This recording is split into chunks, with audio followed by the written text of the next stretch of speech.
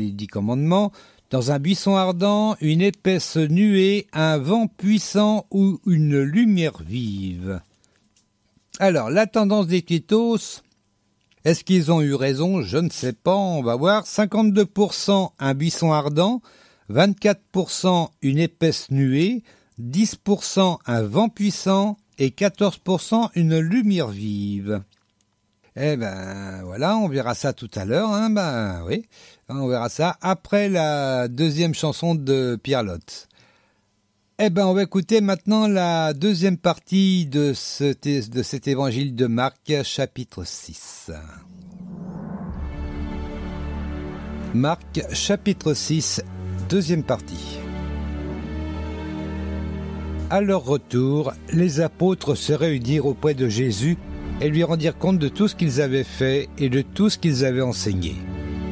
Alors il leur dit : « Venez avec moi dans un endroit isolé et vous prendrez un peu de repos. » Il y avait effectivement beaucoup de monde qui allait et venait et ne trouvait même pas le temps de manger.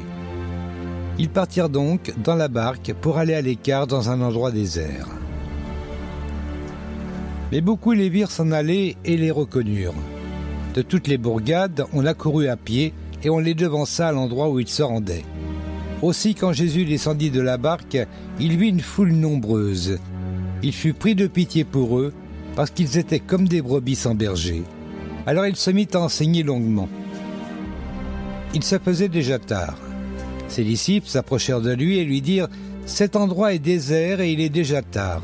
Envoie donc ces gens pour qu'ils aillent dans les hameaux et les villages des environs s'acheter de quoi manger. » Mais Jésus leur répondit : « Donnez-leur vous-même à manger. » Et ils lui demandèrent : « Faut-il que nous allions acheter pour 200 pièces d'argent de pain et que nous leur donnions à manger ?» Jésus reprit : « Combien avez-vous de pain ? Allez voir. » Et ils allèrent se renseigner et revinrent lui dire : « Il y en a 5 et 2 poissons. » Alors il leur ordonna de faire asseoir la foule par groupe sur l'herbe verte. Les gens s'installèrent par terre, par rangées de 100 et de 50. Jésus prit les 5 pains et les 2 poissons, leva les yeux vers le ciel, prononça la prière de bénédiction et partagea les pains. Puis il donna les morceaux aux disciples pour qu'ils les distribuent à la foule. Il partagea aussi les 2 poissons entre tous. Tout le monde mangea à satiété. On ramassa les morceaux de pain qui restaient. Il y en eut 12 paniers pleins. Il restait aussi des poissons. Or ceux qui avaient déjà mangé ces pains étaient au nombre de 5000 hommes. Aussitôt après, Jésus pressa ses disciples de remonter dans la barque pour qu'ils le précèdent de l'autre côté du lac, vers Bethsaïda, pendant que lui-même renverrait la foule. Après l'avoir congédié, il se rendit sur une colline pour prier. À la tombée de la nuit, la barque se trouvait au milieu du lac et Jésus était resté seul à terre. Il vit que ses disciples avaient beaucoup de mal à ramer, car le vent leur était contraire. Vers la fin de la nuit, il se dirigea vers eux en marchant sur les eaux du lac. Il voulait les dépasser. Mais quand ils le virent marcher ainsi sur l'eau, ils crurent que c'était un fantôme et se mirent à pousser des cris. En effet, tous l'avaient aperçu et étaient pris de panique. Aussitôt, il se mit à leur parler. « Rassurez-vous, leur dit-il, c'est moi, n'ayez pas peur. » Puis il monta auprès d'eux dans la barque, le vent tomba, et ils en furent frappés de stupeur, car ils n'avaient pas compris ce qui s'était passé au sujet des pains. Leur intelligence était aveuglée.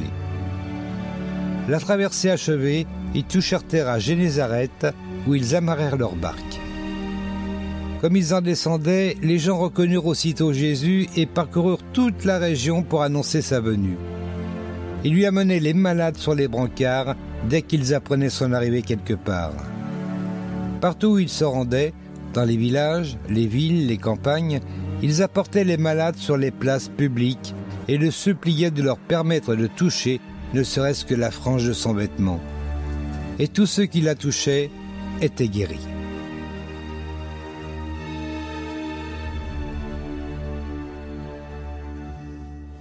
Ah, et bien cet évangile de Marc quand même.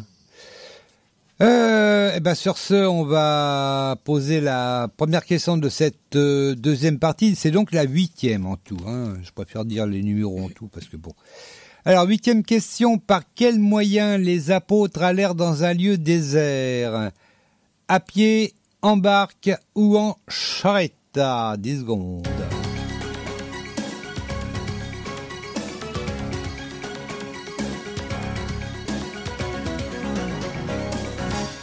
Barque. Tu dirais en barque, ouais. Ouais, voilà.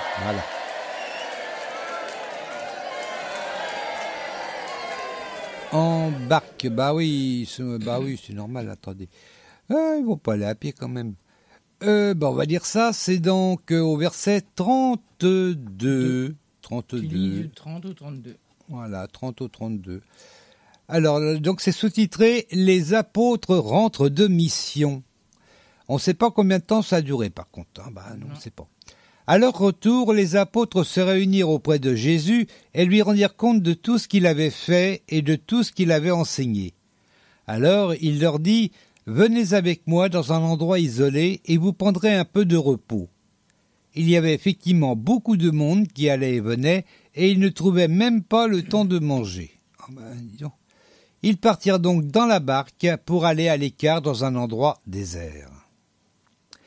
Et on arrive à la question 9. Pour combien de pièces d'argent les apôtres devaient acheter du pain? Pour combien de pièces d'argent les apôtres devaient acheter du pain? Est-ce que c'était 100 pièces, 150 pièces ou 200 pièces? 10 secondes.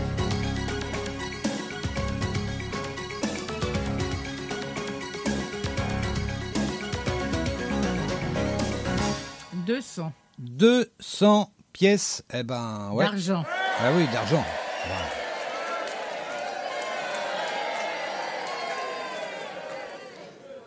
Pièces, 200 pièces d'argent pour acheter du pain.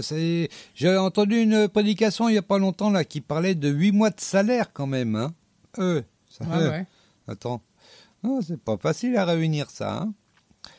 Et puis, on va lire ça, c'est au verset 37, on en est au 33. Ça fait pas mal à lire ça. Mais beaucoup les virent s'en aller et les reconnurent. De toutes les bourgades, on accourut à pied et on les devança à l'endroit où ils se rendaient.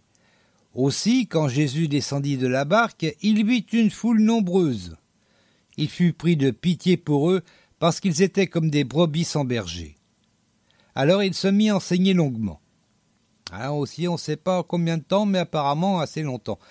Il se faisait déjà tard, c'est marqué. Ses disciples s'approchèrent de lui et lui dirent « Cet endroit est désert et il est déjà tard. Renvoie donc ces gens pour qu'ils aillent dans les hameaux et les villages des environs s'acheter de quoi manger. » Mais Jésus leur dit « Donnez-leur vous-même à manger. » Et ils lui demandèrent « Mais faut-il que nous allions acheter pour 200 pièces d'argent de pain et que nous leur donnions à manger ?» Ça fait beaucoup, attends. Oui. Oui. Et du coup, on arrive à la 10e question. Qu'est-ce que Jésus leva vers le ciel? Qu'est-ce que Jésus leva vers le ciel? Les yeux, les mains, les bras. Bon, tu me diras que quand tu lèves les mains, généralement tu lèves les bras un peu en même temps, mais bon. Qu'est-ce que Jésus leva vers le ciel? Les yeux, les mains ou les bras? Allez, un petit 10 secondes, ça fait pas de mal.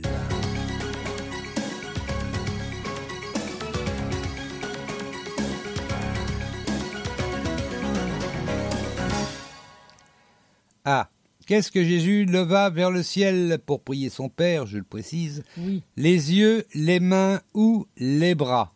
Les mains. Tu dirais les mains. Non. Ah oui, il leva les yeux vers le ciel. Voilà, simplement les yeux. Voilà. Il ne fait pas de gymnastique, donc il lève simplement les yeux. Donc ça, c'est au verset 41. On va y aller. J'en étais au 38, ces mesures sont bons. Jésus reprit. Combien avez-vous de pain? Allez voir. Ils allèrent se renseigner et revinrent lui dire Pardon. Il y en a 5 et 2 poissons. Alors vous remarquerez que dans l'évangile de Marc, on ne parle pas du petit garçon, parce que dans d'autres évangiles, On parle que c'est un petit garçon qui avait 5 pains et 2 poissons. Là, on ne dit pas. Voilà. Bon, juste une petite précision comme ça. Ah, ça avance pas beaucoup, mais bon, je le précise. Alors, au verset 39, « Alors il leur ordonna de faire asseoir la foule par groupe sur l'herbe verte. Les gens s'installèrent par terre, par rangées de 100 et de 50. » Ah, c'est les précisions comme ça. Bon, hein, c'est juste des précisions. Ça fait pas avancer beaucoup, mais c'est les précisions. Jésus prit les 5 pains et les 2 poissons, leva les yeux vers le ciel, prononça la prière de bénédiction et partagea les pains. Puis il donna les morceaux aux disciples pour qu'ils les distribuent à la foule.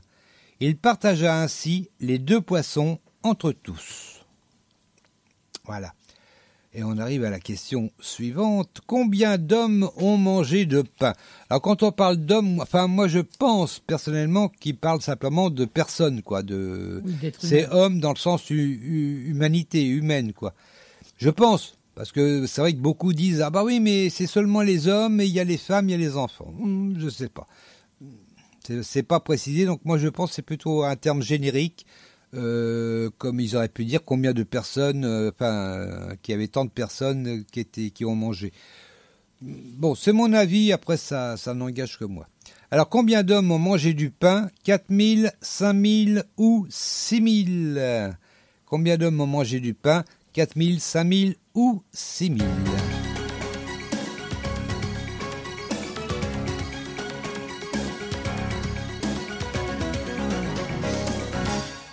$5000.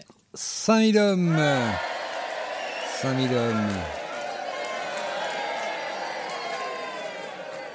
Alors, à moins qu'il y ait que les hommes qui ont mangé. Ah ben oui, mais ça serait pas très gentil. Puis je pense pas à l'époque. Ah, ils étaient un peu patriarcales, c'est clair, mais quand même, ils prenaient soin de leurs femmes et de leurs enfants. Oui, oh tout à ben fait. attendez. Parce que ça devait être des familles complètes. Hein. Oh ben oui, même encore plus que maintenant, hein, parce que maintenant, bon, enfin bref, on va pas, hein, bon, on va pas. On fait pas le monde. Non. Bon, ça c'est au verset 44. Eh ben on va y aller. Donc, tout le monde mangea à satiété, c'est au verset 42. Hein. Tout le monde mangea à satiété, on ramassa les morceaux de pain qui restaient. Il y en eut 12 paniers pleins. Combien contient un panier, on ne sait pas, mais bon, 12 paniers pleins. Il restait aussi des poissons. Or, ceux qui avaient mangé ces pains étaient au nombre de 5000 hommes. Voilà, moi je pense que c'est 5000 personnes, simplement. Oui, mais bon. Oui. Hein. Chacun y voit ce qu'il veut après, hein. C'est pas très important non plus. Bon. Chacun et du coup, interprète à sa manière. Oh oui, souvent. Allez, 12e question. Par rapport à la barque, que voulait faire Jésus? Par rapport à la barque, que voulait faire Jésus? Les rejoindre, les dépasser ou aller ailleurs? Ah ben, il a le droit. Bon, alors, par rapport à la barque, que voulait faire Jésus? Les rejoindre, les dépasser ou aller ailleurs? Allez, 10 secondes. Oh ben.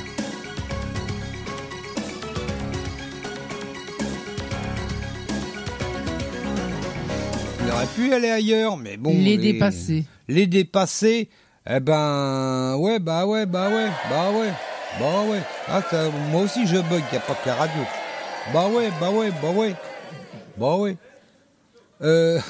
Bon, arrêtez de rire les gens. Donc ça c'est à verset 48, on en est au 45. Alors 45. Aussitôt après, Jésus pressa ses disciples de remonter dans la barque pour qu'ils le précèdent de l'autre côté du lac, mais vers Bethsaïda, pendant que lui-même renverrait la foule. Après l'avoir congédié, il se rendit dans une colline pour prier. À la tombée de la nuit, la barque se trouvait au milieu du lac et Jésus était resté seul à terre. Il vit que ses disciples avaient beaucoup de mal à ramer, car le vent leur était contraire. Vers la fin de la nuit, il se dirigea vers eux en marchant sur les eaux du lac. Il voulait les dépasser. Voilà. Là aussi, dans Marc, il n'est pas question de Pierre qui marche sur l'eau. Non plus. Hein? Bon. Ah ben, chacun témoigne de ce qu'il sait ou de ce qu'il a vu, et puis tout le monde ne savait pas, il ne voyait pas la même chose. Hein. Eh ben oui, sinon il n'y aurait pas 4 évangiles non plus. Ah ben non. Ben non. Eh ben non. Allez, 13e question Dans quelle ville la barque aborde? Dans quelle ville la barque aborde? Oh, c'est compliqué. Béthanie, Nazareth ou Génézareth? Oh, c'est pas facile à dire non plus. Dans quelle ville la barque aborde? Béthanie, Nazareth ou